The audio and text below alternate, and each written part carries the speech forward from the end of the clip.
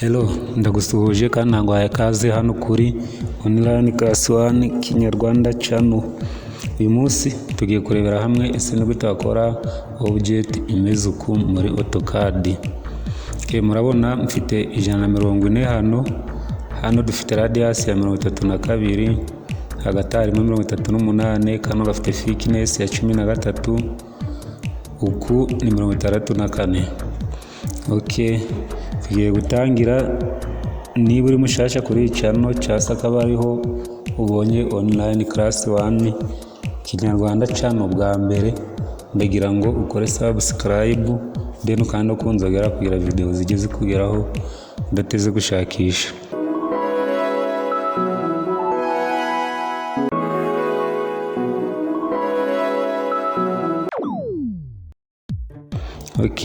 Tudatinze rero turaza hano muri AutoCAD, then nitumara gufungura AutoCAD setting units and dimension, murabona ko ndi gukorera muri 3D modeling.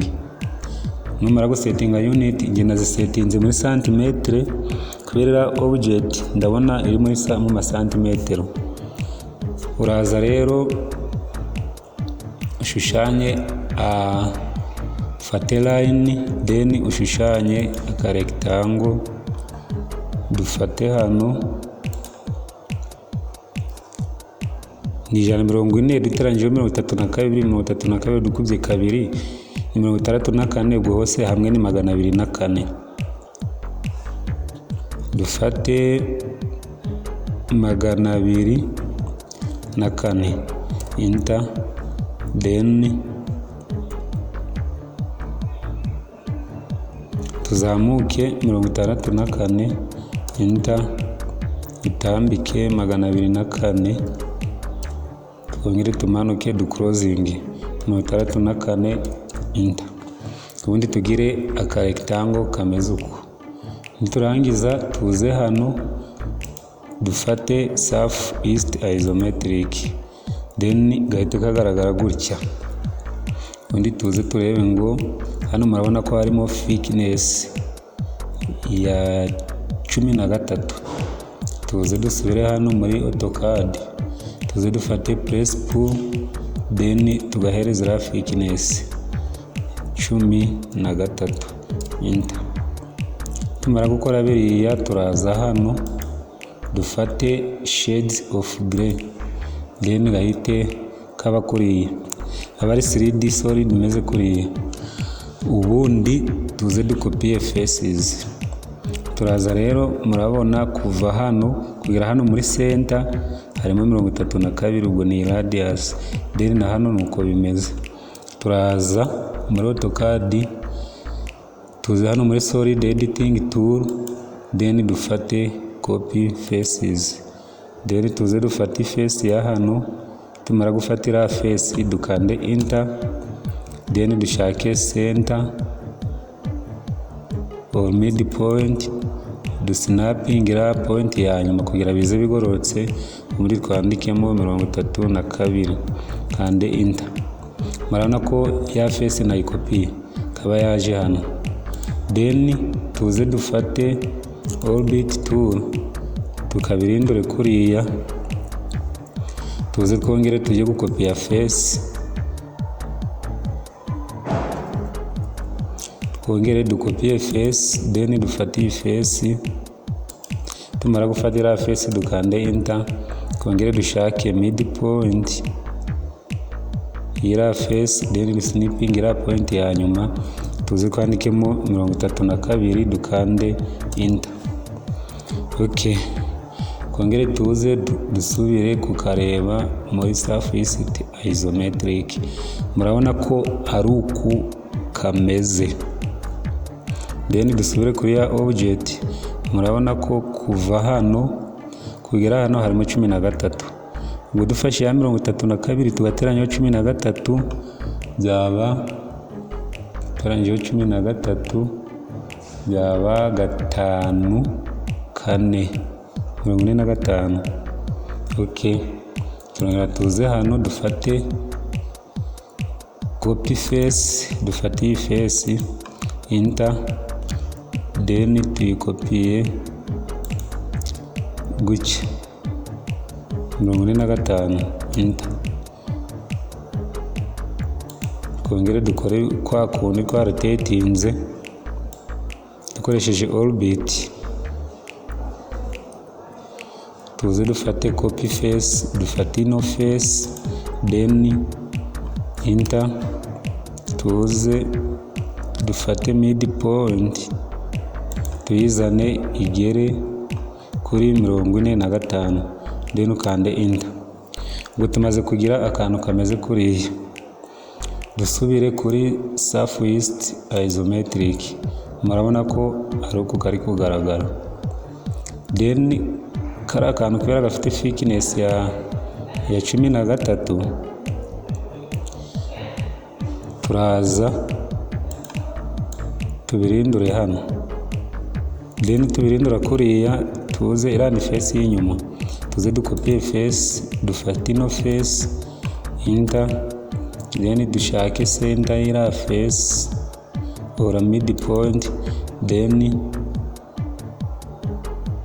tuyikopie kuri 13, enter. Okay, bigende kuriya. Dusubire hano kuri surface isometric.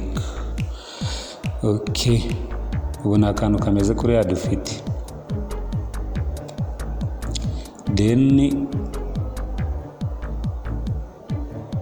kuva hano ni ya thickness ya kakantu gahagazemo. Twongere tuze dufate ino face, dufate 45 duteranya 13. 45 duteranya 13 biraba 58. Okay, tuze dufate copy face, dufate ino face, enter, dushake center yayo, snipping last point 58, enter, then and exit. Tukarotating gutya, dusubire gukopia face, dufate ino face, enter, dufate midpoint, then snipping last point, twandikemo 58, enter.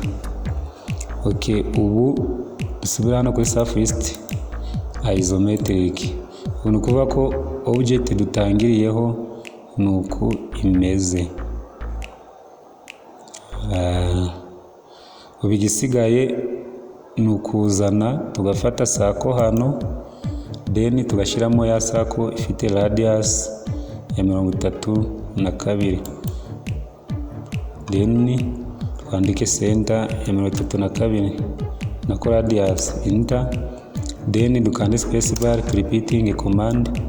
Tuze hano twandike 32, enter. Okay, ubu ziriya sako turazifite zimeze kuriya.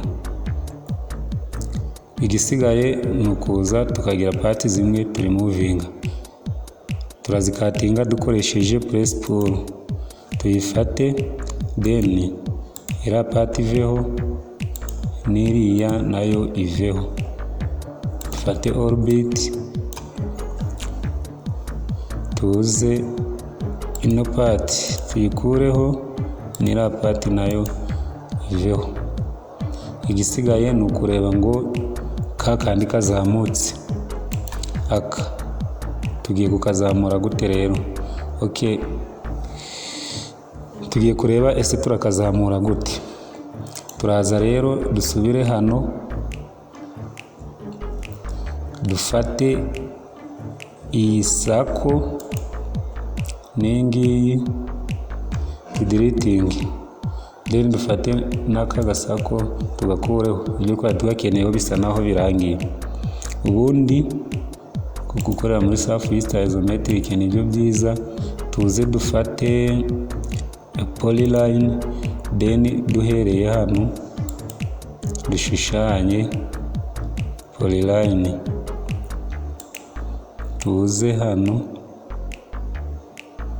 dufatira point, tugaruka aha dufate iriya point tuze hano dufate iyi point, tuze hano dufate iriya point, tuze hano dufate ino point na hano, then twongere duclosinge ya polyline, then dukore enter. Okay, then tuze dufate place pull, tubanze tube dimension. Murabona kuva hano kuzamuka hano harimo 45, ni kuvuga ngo iriya 45 niyo tugiye kuzamuka.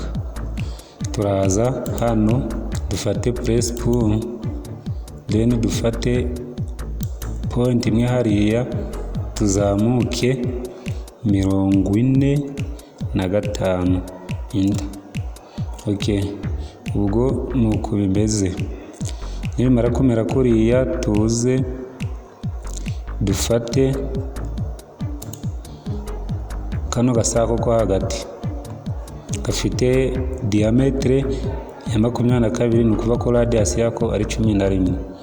Turaza dufate sako hano tuze dufate center, then twandikemo 11, dukande enter.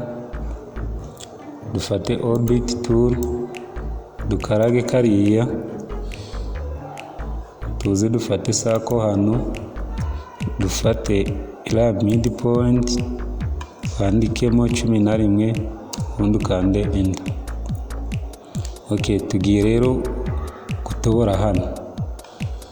Turaza dufate place pull, then dufate 1 point hariya tumanuke, hari ahabe havuyemo dufate na hano tumanuke, hariya naho havemo. Okay, ubu dufite object imeze uko. Igisigaye rero ni ukuza tukareba tukadiritinga parts tudakeneye. Okay, kabisa niba uri mushasha ugerageze ukore subscribe, ubundi ukore na share abandi bajye babibona ku buryo buboroheye. Tudiritinga ibice byose turi kubona tudakeneye. Igihe utari kubibona neza ushobora kuza hano ugaselectinga 2D wireframe, then ibintu byose udakeneye ndakeka biba bitangiye kugaragara ukabidiritinga. Murabona object nuko imeze. Dusubire hano dufate aka. Okay, dufate orbit turebe object yacu. Murabona nuko iteye.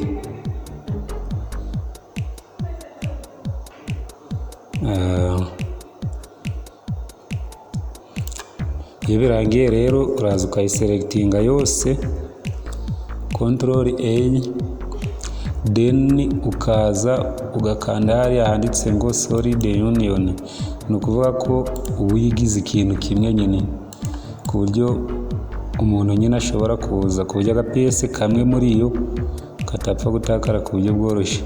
Okay, thank you for watching. Ndakeka comment section ifunguye,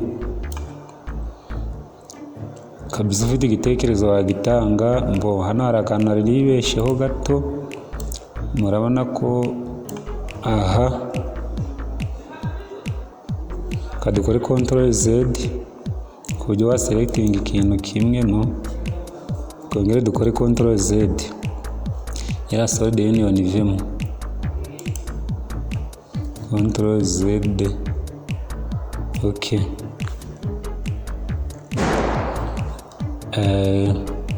noneho tuze dufate place pull tuzamure kano kantu ho 13. Hano harimo 19, hano harimo 19, ubwo turafata 13 duteranyeho 6 kugira bibe 19. Hano twongereho 6 enter, then twongere tuze hano twongereho 6. okay, ubwo tube dufite object imeze uko. Okay, murakoze cyane. Hari igitekerezo ufite wacyandika muri comment, ubundi uko niko object zigomba gukorwa, cyangwa se amapiyese ameze ukuntu nuko agomba gukorwa. Murabona ikintu gishasha gisa n'ikibonetse ni kuriya gukoresha press pull uri gukatinga cyangwa se uri guca imyobo. Okay, thank you for watching, see you next time.